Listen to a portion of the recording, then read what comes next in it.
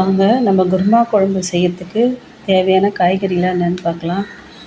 2 வெங்காயம் வச்சுருக்கேங்க, தக்காளி 1 பெருசாக இருந்ததால் 1 எடுத்துருக்கேன், கேரட்டுங்க,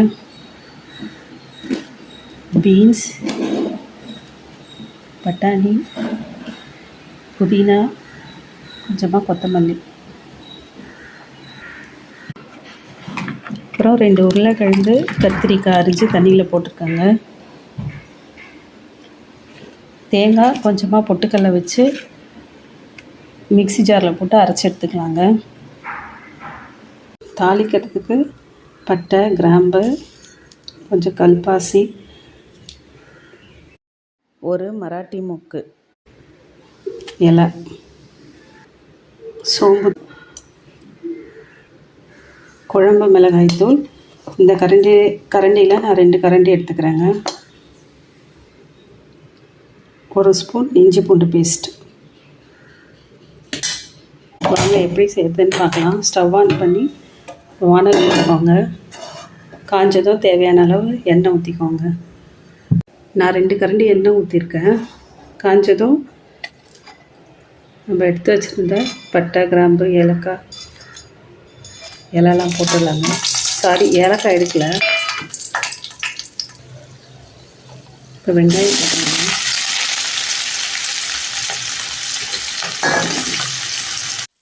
வெங்காயம் வதங்கும் போதே நான் சோம்புத்தூள் இந்த எண்ணெயில் சேர்த்துக்கிறேங்க.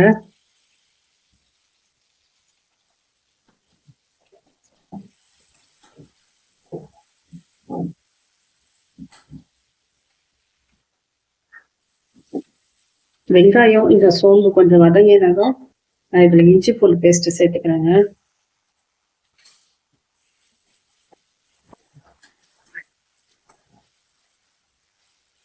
கொஞ்சம் நேரம் வதங்கிட்டோம்.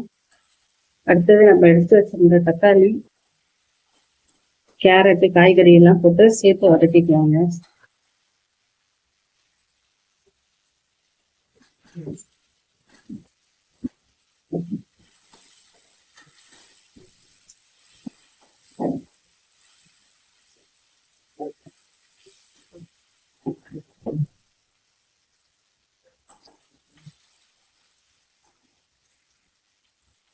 கத்திரிக்காய் போட்டு வதக்கிடுங்க.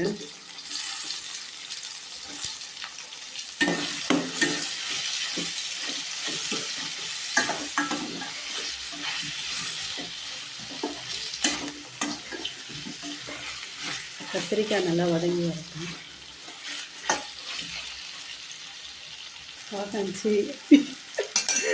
கத்திரிக்காய் வதங்கணும். இந்த அரிஞ்சு வச்ச வெஜிடபிள்ஸ்லாம் போட்டுக்கிறேங்க.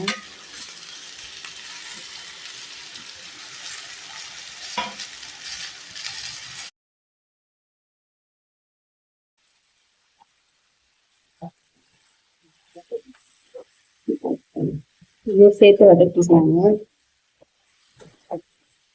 இப்போ இதுக்கு தேவையான உப்பு போட்டுக்கலாம்.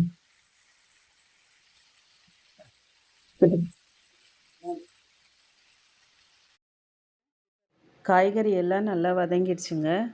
இப்போ 2 கரண்டி நான் குழம்பு மிளகாய்த்தூள் சேர்த்துக்கிறேன்.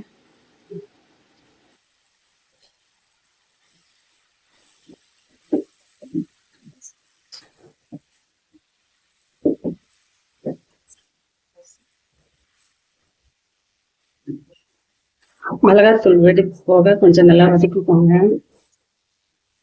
வதக்கினதும் நம்ம தண்ணி ஊற்றிக்கலாம்.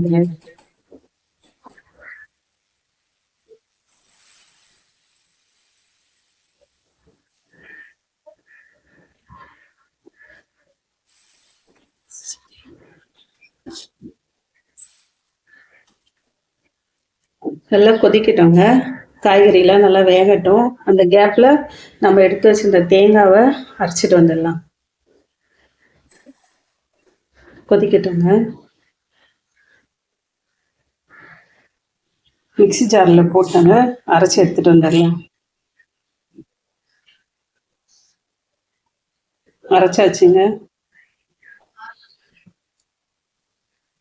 இப்போ குழம்ப திறந்து பார்க்கலாம். நல்லா கொதிக்குதுங்க. காயெலாம் நல்லா வெந்துடுச்சு.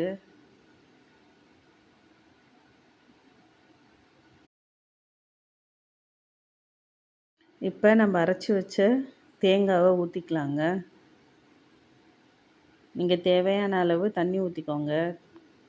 கொஞ்சம் திக்காக வேணும்னா கம்மியாக ஊற்றிக்கோங்க. நல்லா கொதிக்கட்டும். கொஞ்சம் நேரம் கொதிச்சதும் சிம்மில் வச்சுருங்க. சிம்மில் வச்சதுக்கப்புறம் எண்ணெய் பிரிஞ்சு வரும். அப்போ நமக்கு குருமா குழம்பு ரெடி ஆயிடுச்சு. நீங்களும் இது போல் ட்ரை பண்ணி பாருங்கள். உங்களுக்கு பிடிச்சிருந்ததுன்னா லைக் பண்ணுங்கள், ஷேர் பண்ணுங்கள், கமெண்ட் பண்ணுங்கள். ஹெல்தியான குருமா குழம்பு ரெடி ஆயிடுச்சு. இதை நீங்கள் சாதத்துக்கும் போட்டுக்கலாம். தோசை, சப்பாத்தி எல்லாத்துக்குமே நல்லாயிருக்குங்க. நீங்கள் வேணால் ட்ரை பண்ணி பாருங்கள். தேங்க்ஸ் ஃபார் வாட்சிங். தேங்க்யூ.